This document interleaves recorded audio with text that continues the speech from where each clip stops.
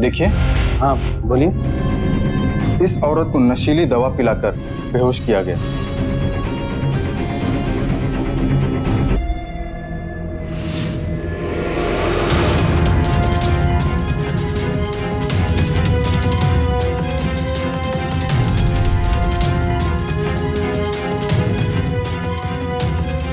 फिर इसे इस ताबूत में बंद कर दिया गया, जबकि ये जिंदा थी।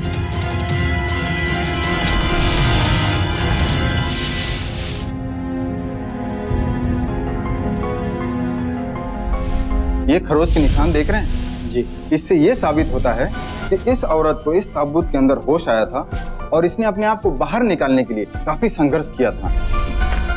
90 के दशक में हत्या की एक ऐसी सनसनीखेज वारदात सामने आई जिसने न सिर्फ पूरे देश को चौंका दिया बल्कि जांच एजेंसियों को भी नाकों चने चबा दिया। आखिर कौन थी ये महिला जिसका कंकाल बरामद हुआ था? इस महिला की इतनी बेरहमी से हत्या क्यों कर दी गई? कौन थे हत्यारे? इन सवालों के जवाब जानने के लिए हमें इस महिला के बीते हुए कल पर एक निगाह डालनी होगी। शगुफ्ता,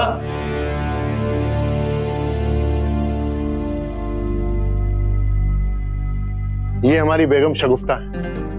ये प्रॉपर्टी के एक्सपर्ट। मैं खास तौर पर तुमसे मिलवाने के लिए लाया हूँ। लोग इन्हें भोला स्वामी के नाम से बुलाते हैं। नमस्कार। सिर्फ भोला कहिए, स्वामी तो लोग स्वयं जोड़ देते हैं। स्वामी जी, शगुफ्ता के वालिद और इनके दादाजी इनके नाम से बहुत सारी प्रॉपर्टी करके गए। ये सब कागजात और सरकारी मैटर मुझसे नहीं संभलते, इसलिए अगर आप शगुफ्ता की मदद कर दें तो। अवश्य।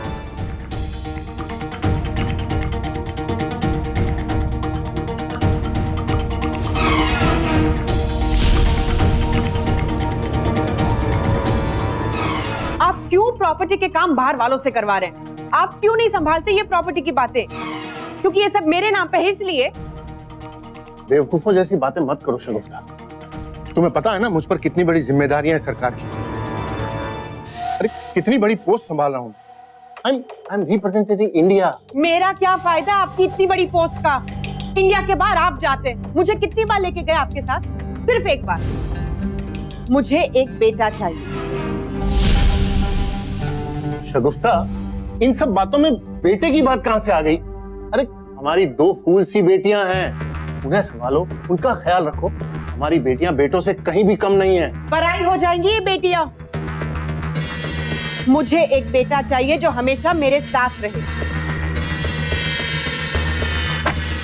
You know, Shagufta, you are too much.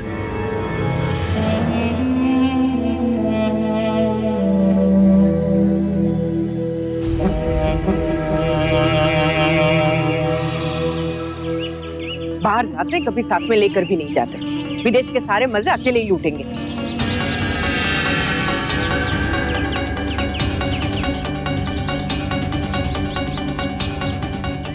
क्रोध हम सब के लिए हानिकारक है। यदि आप पुत्र प्राप्त करना चाहती हैं तो अपनी इच्छा शक्ति को जोतना होगा। इन व्यर्थ उपद्रवों से खुद को बचाना होगा।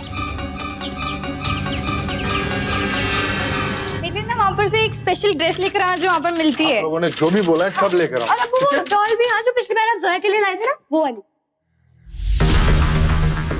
अम्मी, अब्बू जा रहे हैं, आपका बाय करने के लिए इंतजार कर रहे हैं। मुझे नहीं करना बाय बाय।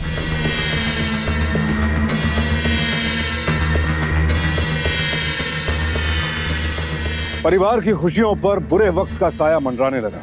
बड़ी बेटी सलमा और छोटी बेटी जोया अपने अम्मी अब्बू के आए दिन के झगड़ों से बेहद दुखी थी। ऊपर से भोला के साथ अपनी अम्मी की नजदीकियां उन्हें और भी कठोर लगी थी। एक टूटते बिखरते परिवार का सबसे बुरा असर बच्चों के जहन पर होता है। यही यहाँ भी हो रहा था। शांत, बिल्कुल शांत। धीरे धीरे श्वास लेना शुरू करो। धीरे धीरे। मेरी आध्यात्मिक शक्ति से तुम अपनी अंतरात्मा से बात कर सकती हो।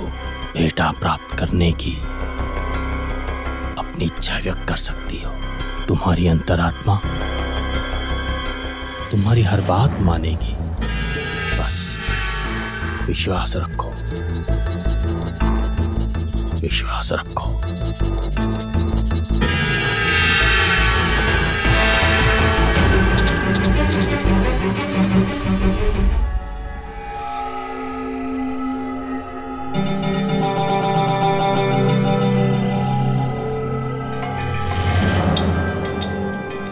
अब इसी वक्त हमारे घर से चले जाइए। बेटा, हमें यहाँ तुम्हारी माँ ने बुलाया है। मैं जानती हूँ आप बकवास कर रहे हैं और मेरी अम्मी को फंसाने की कोशिश कर रहे हो, जो मैं नहीं होने दूंगी। सलमा, क्या हो रहा है ये? मेहमान नवाजी भूल गए हो? अम्मी वो कोई बात नहीं, ऐसे में उत्तेजित होना स्वाभाविक है। बच्ची है, नादान है।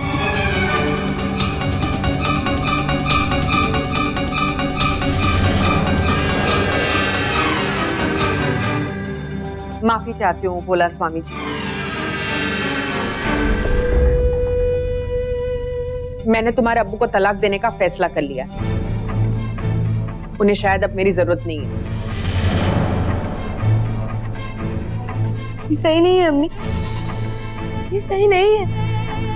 अम्मी, आप अब्बू को छोड़ के जाना चाहती है क्योंकि आपको वो पाखंडी भोला स्वामी मिल गया। वो आपको बहका रहा है अम्मी, और आप बहकती जा रही हैं। अम्मी, हम सब आपसे बहुत प्यार करते हैं अम्मी, बहुत प्यार करते हैं। अम्मी, अम्मी,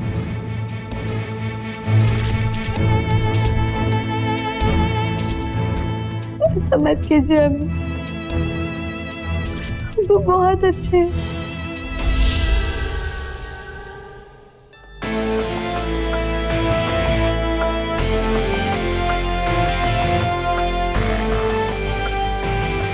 आखिरकार शगुफ्ता ने भोला से शादी कर दी और वो दोनों दूसरे शहर में जाकर एक आलीशान बंगले में रहने लगे। बच्चियां अकेली हो गई। जाहिर है बच्चियों को मां का ये व्यवहार बुरा लगा और भोला से तो उन्हें नफरत ही हो गई। दोनों बच्चियां विदेश जाकर अपने अब्बू के साथ रहने लगी। लेकिन वक्त के साथ हर घाव भर जाता है। विदेश जाने के कुछ महीनों बाद सलमा ने शगुफ्ता से फोन पर बात करना शुरू कर दी। सलमा वैसे भी अपनी मां के सबसे ज्यादा नजदीक थी और यूं बात करने से शगुफ्ता को भी काफी चैन मिलता था। शगुफ्ता अपनी बच्चियों से मिलने कई बार विदेश भी गई। फिर अप्रैल 1991 में शगुफ्ता अचानक गायब हो गई। ना कोई खोज खबर, ना कोई आता पता। अब भोला अंकल, कुछ पता चला अम्मी का? बेटा, वो अमेरिका गई, 3-4 हफ्ते के बाद ही लौटेंगे।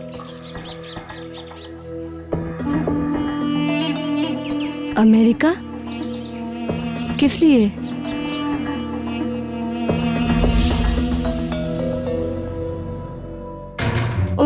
उनका कोई कांटेक्ट नंबर, कोई एड्रेस तो होगा ना भोला अंकल? कोई एड्रेस नहीं दिया है बेटा। पर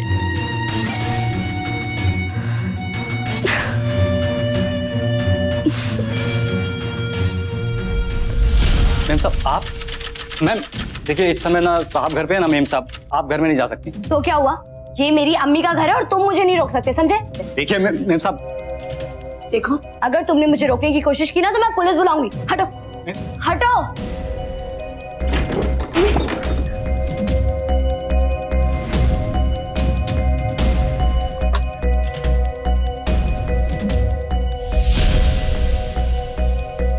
हेलो भोला साहब, एक लड़की घर में घुस गई है।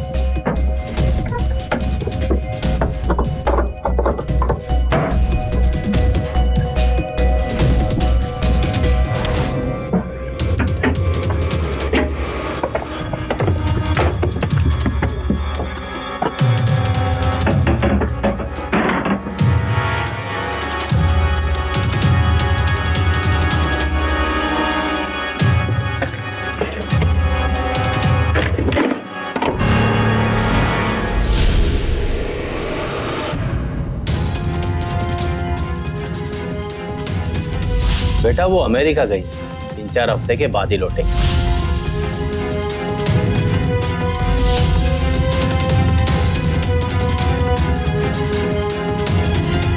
ये रहा अम्मी का पासपोर्ट।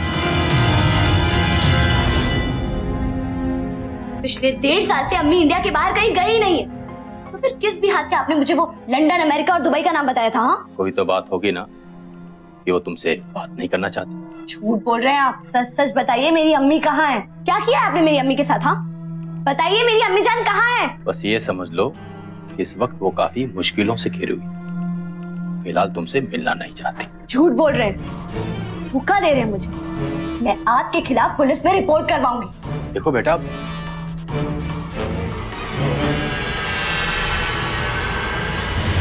सलमा पूरी शिद्दत के साथ अपनी माँ का पता लगाने में जुट गई। उसने अपनी माँ के सारे दोस्तों, परिचितों, रिश्तेदारों से पूछा, लेकिन किसी को कुछ पता नहीं। पुलिस को भी कोई सुराग नहीं मिल रहा था। खोज शुरू करें तो कहां से करें? 2 सालों तक लगातार सलमा अखबारों में अपनी माँ की गुमशुदगी के इश्तेहार देती रही। हर महीने अखबारों में इश्तेहार छपते, लेकिन नतीजा कुछ नहीं। सलमा अकेली जूझ रही थी अपनी माँ की तलाश में। कोई नहीं था उसकी मदद के लिए, मानो ये सब सिर्फ उसी की जिम्मेदारी थी। अम्मी ने आपको तलाक दे दिया, इसका मतलब ये नहीं कि अब वो हमारी अम्मी नहीं रही। आप लोगों ने एक बार भी सोचा है कि अम्मी 3 साल से लापता है? वो कहाँ है, किस हाल में है, कुछ पता नहीं। अबू, मुझे आपसे कोई बात करनी है। सोया,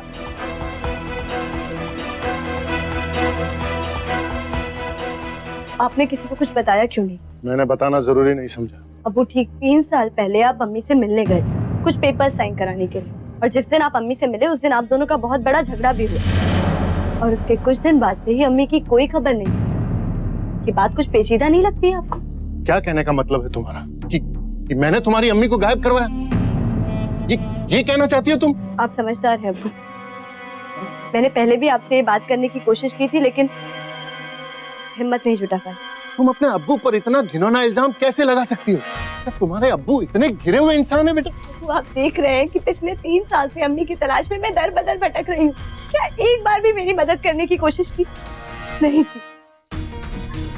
शायद अम्मी ठीक ही कहती थी। क्या फायदा हमें आपकी इतनी बड़ी बड़ी ब्यूरोक्रेटिक पोजीशंस का? कोई फायदा नहीं। हाँ, मैंने तुम्हें कहा था ना, अभी तक नहीं हुआ है वो काम। अरे तू समझ में नहीं आ रहा? मैं बोला वैसे करो ना।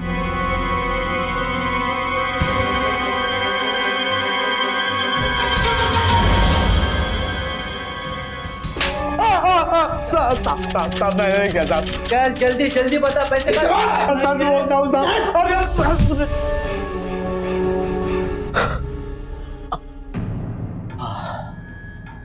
मारा तुम्हें?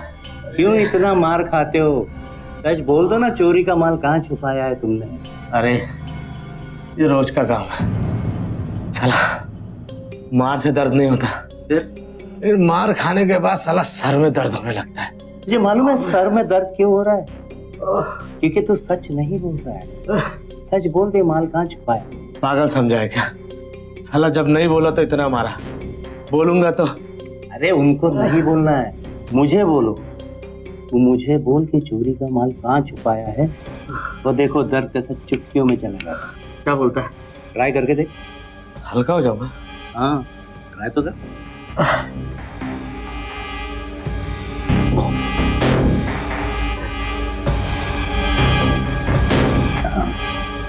गया ना दर्द? हल्का लग रहा है ना? हाँ, हल्का लग रहा है। गणेशन, हल्का हो गया।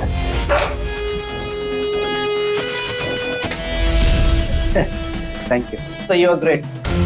I am not great, he is great. इसने सच बोला। हल्का लग रहा है ना? फिर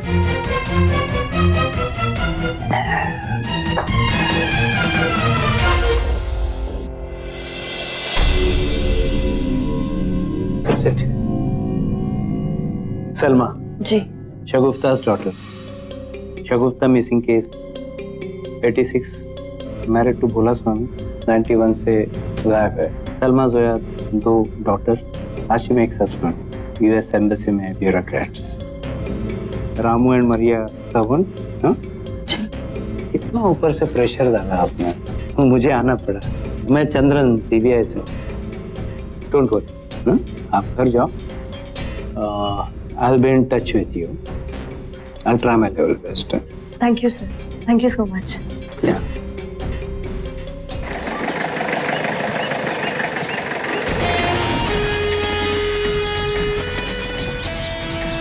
कहिए, किससे मिलना है आपको? क्या नाम है तुम्हारा? जी रामू। अच्छा है, जी आपको किससे मिलना है? मतलब भोला स्वामी से। ओ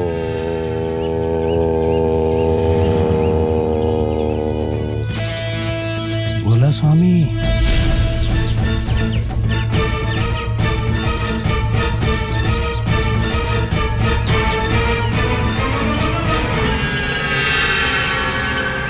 ये आपने अंदर कैसे प्रवेश कर लिया? ये नगर निगम का उद्यान नहीं, हमारा घर है। वारंट। अरे तनिक पता कर तो आते आप। अरे भाई देख लो पूरा इनका बंगला। चलो जाओ, तुम उधर जाओ।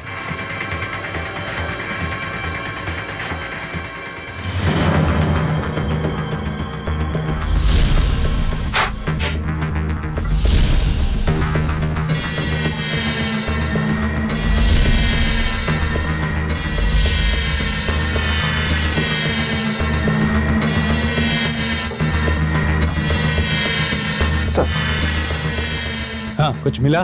कुछ नहीं मिला।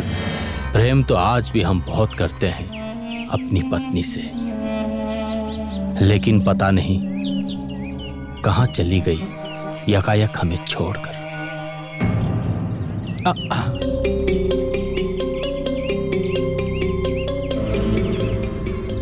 थैंक यू भोलू, रामू।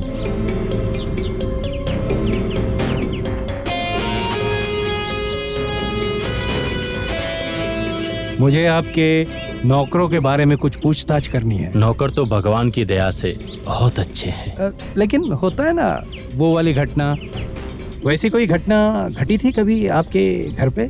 मोह माया का लोभ इस संसार में किस प्राणी को नहीं। हाँ, लेकिन 2-3 मर्तबा रुपए पैसे वगैरह गायब हो गए थे। और आप तो जानते हैं इतने विशाल घर में गुम हो जाती हैं चीजें। परंतु हमें व्यक्तिगत रूप से कभी आपत्ति नहीं थी, लेकिन हमारी पत्नी शगुफ्ता को शंका थी उन पर, और वो कई बार इन्हें डांट भी देती थी। कल आपके पास टाइम है? कुछ जरूरी बात करनी है। हाँ, अवश्य। परंतु आपसे एक अनुरोध है। हाँ। हम 3-4 दिन के लिए शिविर में जा रहे हैं। उसके पश्चात आपको जब भी आवश्यकता हो स्वागत है। ऐसे पेचीदा केसेस हल करने में इंस्पेक्टर चंद्रन का रिकॉर्ड काफी अच्छा था। हालांकि उनका तरीका ऐसा था कि शुरू में लोगों को यकीन कम हो पाता था कि काम हो पाएगा, लेकिन आखिर में सबकी जुबान बंद हो जाती थी। सामने वाले को वो इस तरह से घेर लेते थे कि उसके पास सच उगलने के अलावा और कोई चारा ही नहीं बचता था। इस केस में भी वो चाहते तो रामू से सीधे सीधे सवाल पूछ सकते थे, लेकिन वो रामू को असली गुनाहगार की तरह उठाकर पहले पुलिस स्टेशन ले गए और वहां जाकर कुरेदना शुरू किया। सच बता, शगुफ्ता मैडम किधर है? जल्दी जल्दी बकने का टाइम नहीं है हमारे पास। मैं नहीं जानता। गणेशन, क्या कर रहे हो ये? छोड़ो सर। मैंने तुम्हें मारने का ऑर्डर दिया था।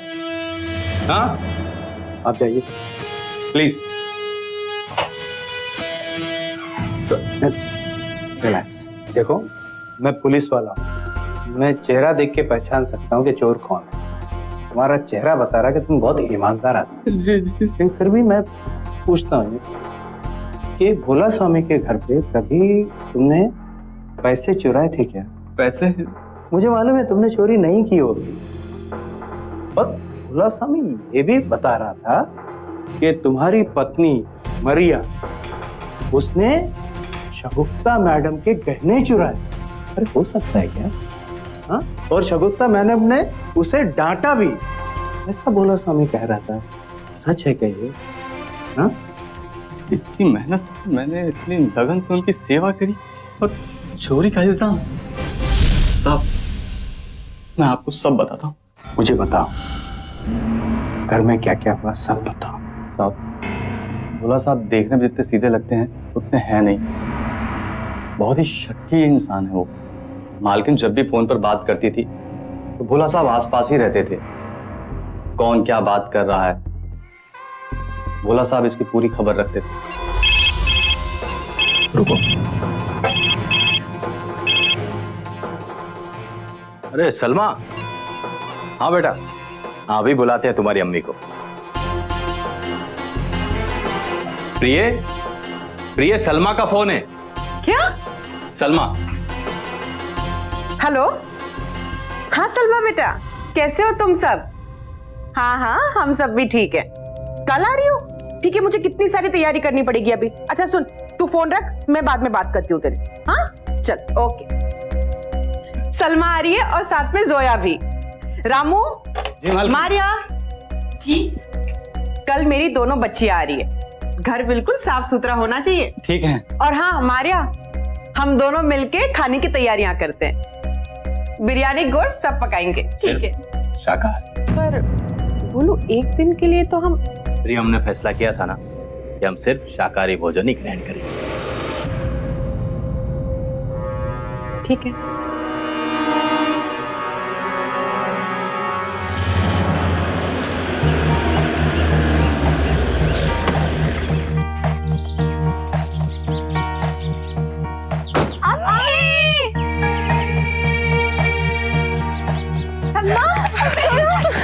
अम्मी अम्मी बड़ो अम्मी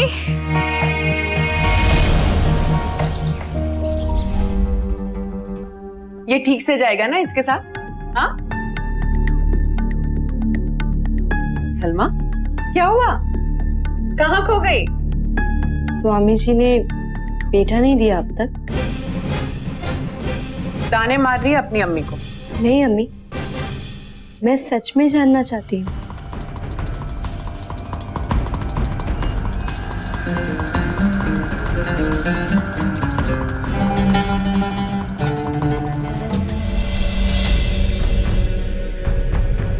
मारिया जी, कुछ बताया कब तक रहेंगे?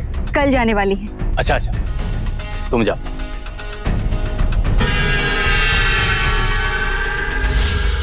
साहब, अब मैं जा सकता हूँ? हाँ जा सकते हो, कोई बात नहीं। अरे एक मिनट, एक ही बात बता प्लीज। तुम्हारे भोला स्वामी करते क्या है? वो पहले आश्रम चलाते थे और उसके बाद वो जमीन खरीदने बेचने का काम करते थे और मैडम की करोड़ों की प्रॉपर्टी संभालते हैं साहब। कब? कल? अरे नहीं नहीं, कल मैं नहीं आ पाऊंगी। कल शायद मेरी बेटियां भी आ रही है घर पर। ये अब छोड़ो भी फोन को। अच्छा सुन, मैं तुम्हें बाद में फोन करती हूँ। हाँ बाय। क्या हुआ? देखिए, लक्ष्मी जी पधारी हैं, जरा इनका स्वागत सत्कार तो कर दो। विजयपुर की जमीन के पैसे हैं और हाँ, सबसे ऊंचे दाम में बेचा है हमने इन्हें। और हाँ, इन पर कोई टैक्स भी नहीं भरना है। भोलू, तुम मुझे ये सब क्यों बता रहे हो? मुझे इसमें कोई इंटरेस्ट नहीं है। अच्छा ठीक है, इन्हें संभाल कर अंदर रख लीजिए आप। रामू, जी मालकिन। जरा आओ तो। रामू, इसे ले जाकर अलमारी में रख दो।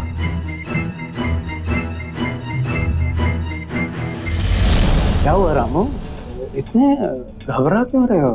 क्या बात हुई? गणेशन, जिस रामू को हल्का होना है। जाओ, बात। हाँ चलिए।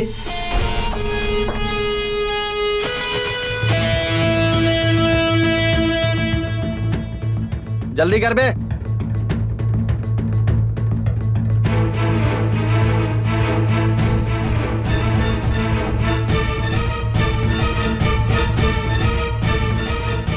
अबे रुक रुक। गलती हो गई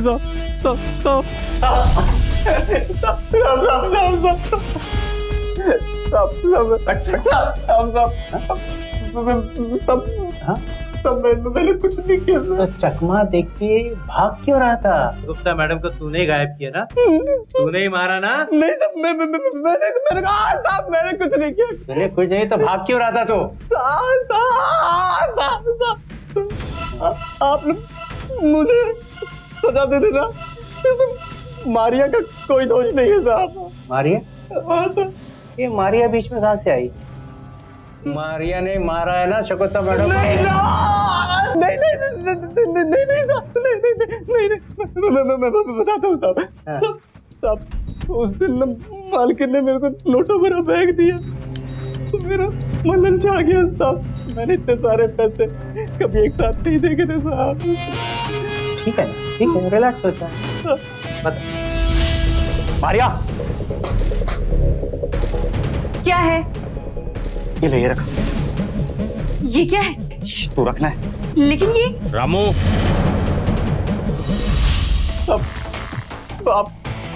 आप मारिया को तो गिरफ्तार नहीं करेंगे साहब। अरे क्यों करेगी? हाँ कान पे लगा हुआ ना, टीचर ने भी खींचा हुआ कान। सुनो, हमें अभी पता चला है कि तुमने शगुफ्ता मैडम को न मारा है न गाया।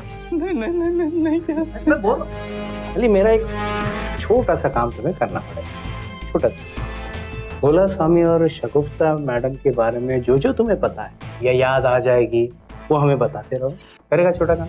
हाँ साहब, करूँगा साहब, करेगा ना? बस इतना ही काम करना है। मैं हाँ जा, तुरंत दरवाजा खोलो।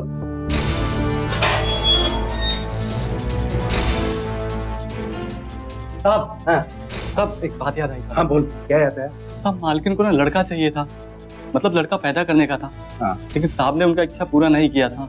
मालकिन बहुत गुस्सा में रहती थी। एक दिन साहब ऐसा हुआ, बेटे का सपना तो सपना ही रह गया। अंतरात्मा की बड़ी धींगे मारते थे ना आप। क्या हुआ उसका?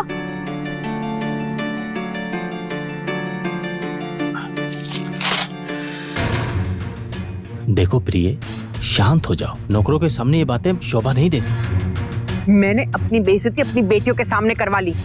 हंसते हैं सब मुझ पर। सलमा की बातें याद आती है जब वो तुम्हें ढोंगी और पाखंडी कहती थी। क्या कहूं मैं उनको? सब्र करो। मुझसे और सब्र नहीं होता। 5 साल हो गए मुझे सब्र करते करते। मैंने तय कर लिया है, मैं अपनी सारी जमीन अपनी बेटियों के नाम कर दूंगी। कम से कम मैं उनको इतनी खुशी तो दे ही सकती हूँ। हम ये बातें बाद में भी कर सकते हैं। मुझे आपसे कोई बातें नहीं करनी। केस में एक के बाद एक पेच आते चले जा रहे थे। अब तक तो इस बात का अंदाजा भी नहीं हो पाया था कि शगुफ्ता जीवित भी है या नहीं। जब इस तरह लगातार नाकामियां हाथ लगती हैं, तो अपने आसपास के लोगों में ही नुक्स नजर आने शुरू हो जाते हैं। अब सलमा को भी इंस्पेक्टर चंद्रन की काबिलियत पर शक होने लगा। वो उन्हें अपने हिसाब से सलाह मशवरा देती, जो बात इंस्पेक्टर चंद्रन को बेहद बुरी लगती। कुल मिलाकर सबके धीरज का बांध टूटता जा रहा था। सलमा को पूरा शक था कि हो ना हो उसकी मां के गायब होने के पीछे भोला का हाथ है, क्योंकि शगुफ्ता के गायब होने से पहले जो आखिरी व्यक्ति उनके साथ था वो था भोला। लेकिन भोला पर हाथ डालने के लिए पुलिस के पास ना तो कोई सबूत था ना कोई वजह। मगर इंस्पेक्टर चंद्रन हार मानने वालों में से नहीं थे। उन्होंने नए सिरे से केस की जांच शुरू करने का फैसला किया। सर जहां के तहां रह गए। I know. सर आप नौकर को क्यों पकड़ के लेके आए? आपको तो सीधा भोला स्वामी को अरेस्ट करके उसे टॉर्चर करना चाहिए था। वो 1 मिनट में सब उगल देगा। प्लीज प्लीज, आपके दिल में भोला स्वामी के लिए नफरत है क्योंकि उसने तुम्हारी माँ के साथ शादी की और अभी आपकी अम्मी लापता है। लेकिन हम ऐसा किसी को भी पकड़ के जिस तरह आप कहते हैं उस तरह कड़ी पूछताछ नहीं कर सकते। उसके लिए हमें सबूत चाहिए, प्रूफ। आपके पास सबूत है भोला स्वामी के खिलाफ? है सबूत? हम सबूत लाएंगे। सॉरी।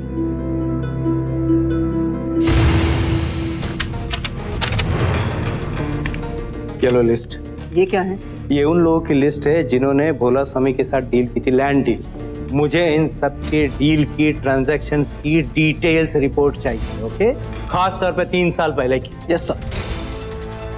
सॉरी।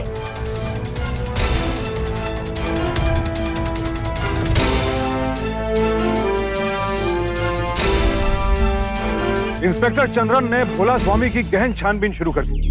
उसकी पिछली जिंदगी, उसकी फोन डिटेल्स, वो किन लोगों के साथ मिलता जुलता है, शगुफ्ता के गायब होने से पहले और उसके गायब होने से ठीक बाद भोला स्वामी जिन लोगों के संपर्क में रहा, इंस्पेक्टर चंद्रन ने उनसे भी पूछताछ शुरू कर दी।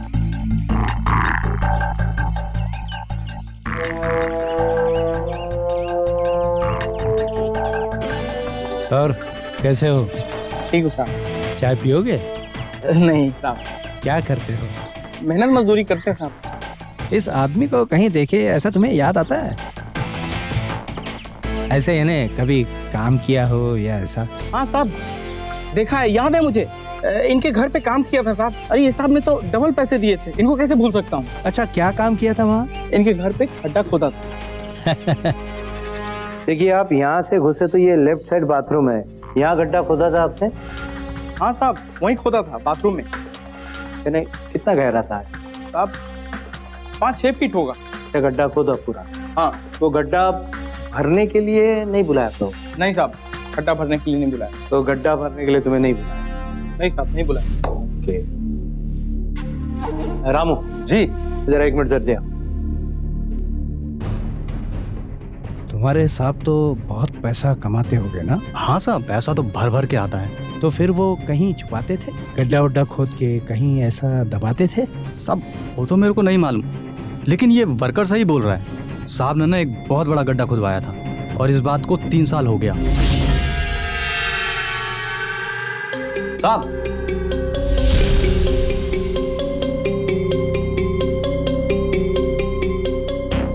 साहब ये गड्ढा नया बाथरूम बनवा दो। हाँ, वो तुम अपने भाई की शादी में जाना चाहते थे। जी साहब। वो तुम और मारिया दोनों 2 महीने की हो। अरे भाई, हमारी इतनी सेवा कर रहे हो, अवकाश भी तो आवश्यक है। जाओ जल्दी सामान बांध लो। लेकिन मालकिन तो कल आ रही है ना? मालकिन तो कल आ रही है और परसों चली भी जाएंगी। तुम जाना चाहते हो कि छुट्टी रद्द कर दो? नहीं नहीं नहीं, नहीं हाँ हम जाना चाहते हैं साहब। जल्दी जाओ। इतनी लंबी छुट्टी साहब पहले कभी नहीं देते थे, लेकिन उस दिन दे दी थी। Thank you Ram. अच्छा, एक बात का ख्याल रहे कि हम आपस में बात करके ये बात भोला स्वामी को पता नहीं चलना चाहिए। नहीं नहीं सर, ये नहीं चलती है तो कोई फर्क नहीं पड़ता है। नहीं नहीं सर, आप बेफिक्र रहिए, बिल्कुल भी कुछ नहीं पता चलेगा उनको। गुड। क्या ये देखो। सर 3 साल पहले बाथरूम के लिए गड्ढा खुदवाना कोई इत्तेफाक नहीं। I agree. अगर आप अग्री करते तो कुछ करते क्यों नहीं सर? मैं कुछ नहीं कर सकता, मेरे हाथ बंधे हुए हैं, कानून से बंधे हुए हाथ, मैं कुछ नहीं कर सकता। आप कुछ नहीं कर सकते? मगर तुम कुछ कर सकती हो। मैं? मतलब?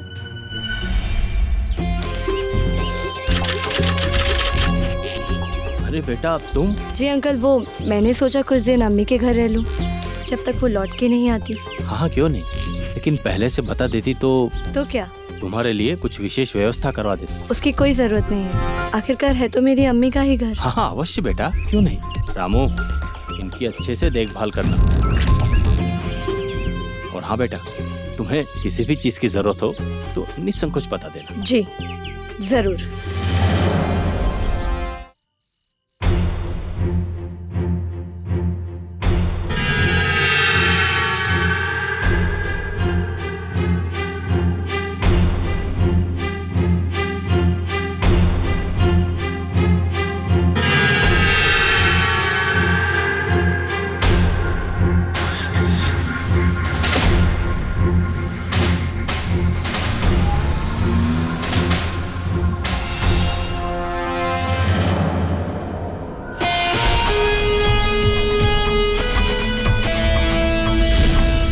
ग्रेवगढ़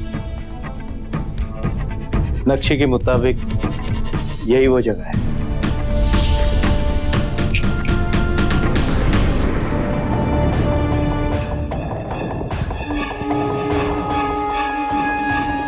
रिकॉर्ड करो।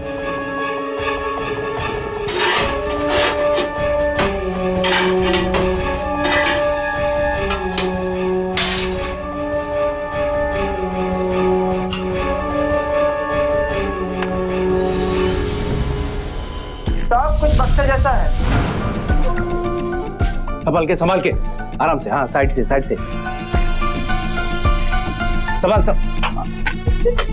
संभाल के निकाल। आराम से बोलो।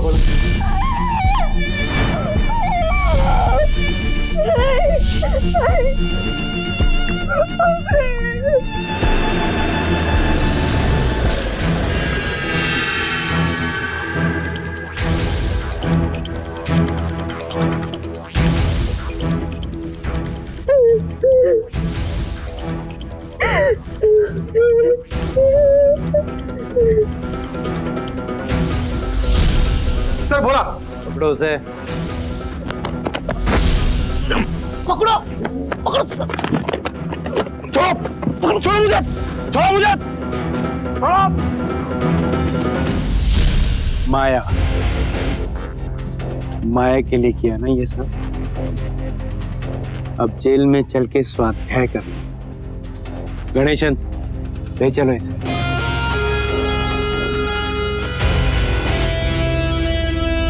डॉक्टर साहब, डीएनए टेस्ट से मृतक की शिनाख्त तो हो जाएगी ना?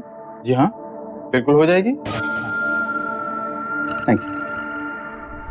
देखिए, मैं अपना वकील से बात करना चाहता हूँ। अरे छोड़ो, अरे छोड़ो, छोड़ो।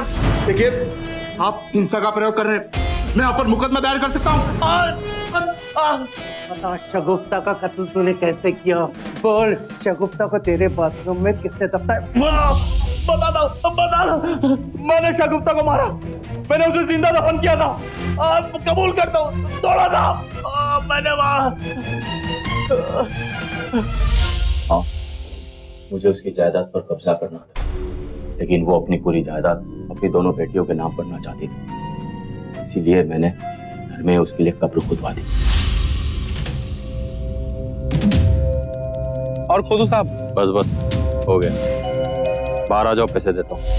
एक बार उसने मुझसे पूछा भी, तो मैंने बोला कि मैं तुम्हारे लिए एक आलीशान बाथरूम बनवाना चाहता हूँ। भोलू, बोलो प्रिय। भोलू, ये खड्डा क्यों खुदवा रहे हो? मैं तुम्हारे लिए एक आलीशान बाथरूम बनवा रहा हूँ, और हाँ, उसमें एक सुंदर सा बाथटब भी होगा। उसको रोज सोने से पहले दूध में बादाम पिस्ता डालकर पीने की आदत थी, लेकिन मैंने उस दिन उसमें नशीली दवाइयां डाल दी।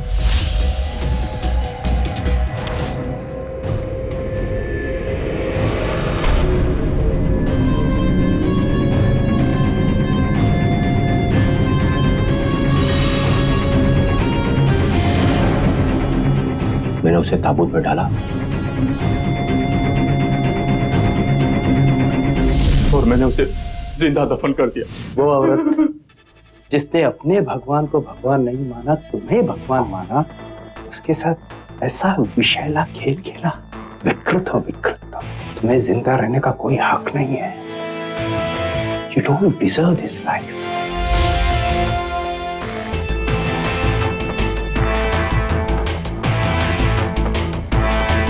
क्या आप शगुफ्ता अहमद की हत्या का गुनाह कबूल करते हैं?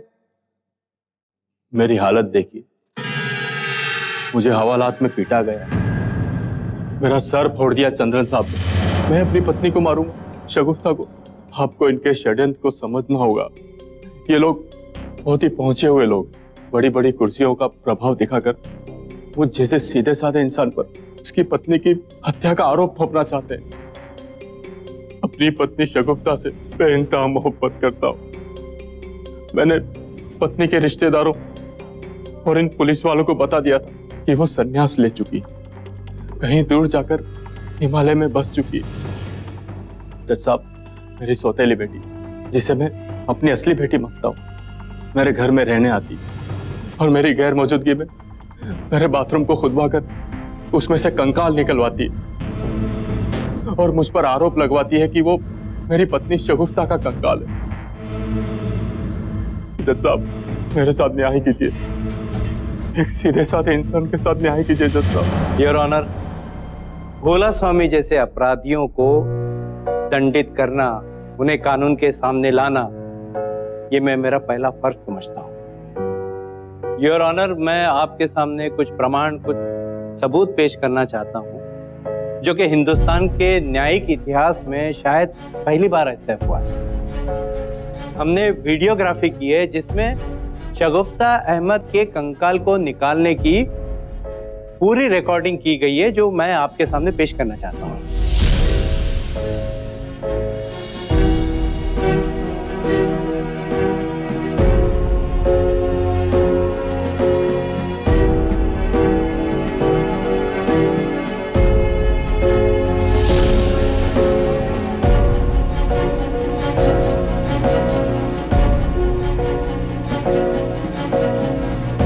योर ऑनर, आपके टेबल पे जो फाइल है उसमें डीएनए रिपोर्ट है जिससे ये साबित होता है कि जो कंकाल हमने बरामद किया वो शगुफ्ता अहमद का ही था, इसमें कोई दो राय नहीं। योर ऑनर, उस फाइल में भोला स्वामी के सारे ट्रांजैक्शन की डिटेल्स है जो उसने शगुफ्ता को मारने के 1 हफ्ते के अंदर किए हुए हैं। उन्होंने शगुफ्ता की 40 जमीनें मात्र 5 दिन में बेच डाली और उसका सारा पैसा अपने अकाउंट में जमा कर दिया। योर ऑनर, मैंने अपने 25 साल के करियर में भोला स्वामी जैसा विकृत अपराधी नहीं देखा।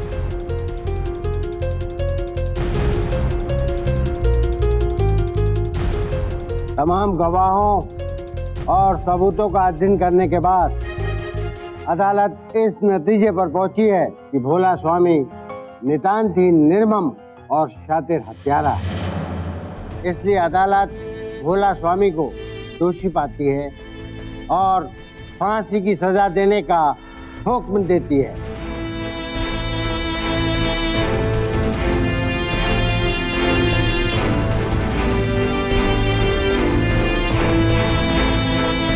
ज्यादातर शातिर अपराधी पकड़े जाने के बाद यही तरीका अपनाते हैं, पुलिस के सामने जुर्म कबूल कर लो और फिर अदालत में पलट जाओ। इंस्पेक्टर चंद्रन को इस बात का अंदेशा था, इसलिए उन्होंने वीडियोग्राफी का सहारा लिया। जरा सोचिए, ये केस 90 के दशक का है, जिस वक्त वीडियोग्राफी इतनी आम नहीं थी। इंस्पेक्टर चंद्रन को यह अंदेशा भी था कि शगुफ्ता के कंकाल की शिनाख्त को लेकर सवाल उठाए जा सकते हैं, इसलिए उन्होंने डीएनए टेस्ट का इस्तेमाल किया, जिसके बारे में उस वक्त हिंदुस्तान में बहुत कम लोग जानते थे। आज तो हर कोई जानता है कि डीएनए टेस्ट अनुवांशिक तरीके से पहचान पुख्ता करने का एक वैज्ञानिक तरीका है। भोला के लिए बच निकलने का कोई रास्ता नहीं छोड़ा उन्होंने। भोला जैसे लोग वाकई समाज के लिए बहुत बड़ा खतरा है, जो इतनी चालाकी से अपने जुर्म को अंजाम देते हैं। आखिर हुआ क्या? एक सीधी सादी औरत ने बेटे की ख्वाहिश में किसी पर यकीन कर लिया, नतीजे में अपनी जान गंवा बैठी। और उसी औरत की बेटी ने अपनी लगातार कोशिशों से अपनी मां के हत्यारे को उसके सही अंजाम तक पहुंचाकर ही दम लिया। अब फैसला आप खुद ही कर लीजिए, बेटे की ख्वाहिश जायज थी या बेटी का प्यार? इंस्पेक्टर चंद्रन ने बेहद कारगर तरीके से इस केस की तफ्तीश करके कानून के इतिहास में अपना नाम दर्ज करवा लिया। उन जैसे सच्चे और कर्तव्यनिष्ठ ऑफिसर्स ही बनते हैं पूरे देश के लिए मिसाल। अब मैं सुशांत सिंह आपसे विदा लेता हूं। कल फिर मुलाकात होगी ऐसी ही एक और बेमिसाल शख्सियत की सच्ची कहानी के साथ। देखते रहिए सावधान इंडिया, 100 दिन 100 फाइट बैक्स।